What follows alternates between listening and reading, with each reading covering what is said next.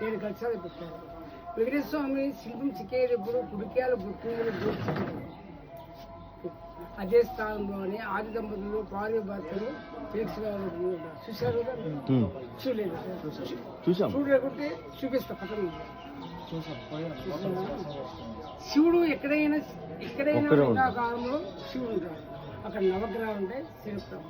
ఇక్కడ ఆది దంపతులు భార్యాభర్తలు ఉన్నారు కాబట్టి ఏక్షరాలు ఉన్నారు కాబట్టి శిల్పరాలు నంది అనేది చాలా చిన్నగా ఉంటుంది. అది ఏమైందంటే 20 సంవత్సరాలు ఒక తూరికి ఒక అమ్ములు కొడుతూ ఉంటారు.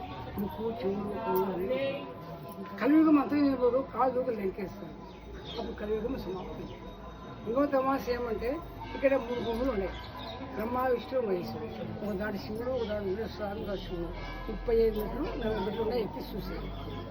ఇంకోటి ఏమిటి ఇక్కడ కాగులు కదులు రావు. ఎందుకు రావంటే అగస్త్య మహమ్మను యజ్ఞం చేసేటప్పుడు రాక్షసుడు కాగులు కదులు వచ్చి మనసుకుంటాడు.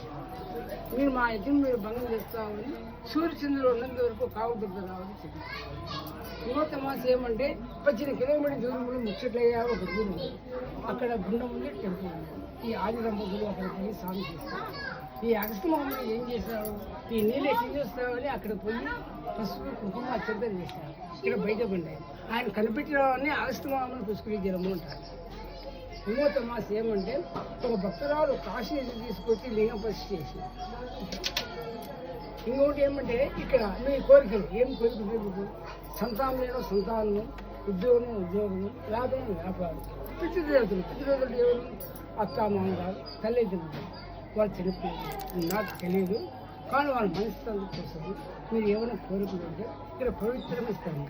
2-3 శతాబ్దం నాడు చోళరాజులు కొలరాజు బ్రహ్మగారి కాలజ్ఞానం కూడా ఈ బస్సు రాసింది. మీరు ఏమైనా కోరికలు ఉంటే అక్కడ 150 రూపాయలు పెట్టి దేవుని నమస్కారం చేస్తుంది. మీరు పితృదేవతలకు నమస్కారాలు కలుపుతారు. మీరు ఏమైనా అనుకున్న కోరికలు కానీ మీరు ఇచ్చిన డబ్బులతో మేము దేవునికి దీపాలు లేకుంటే సోమవారం అభిషేకం అది ఇష్టం.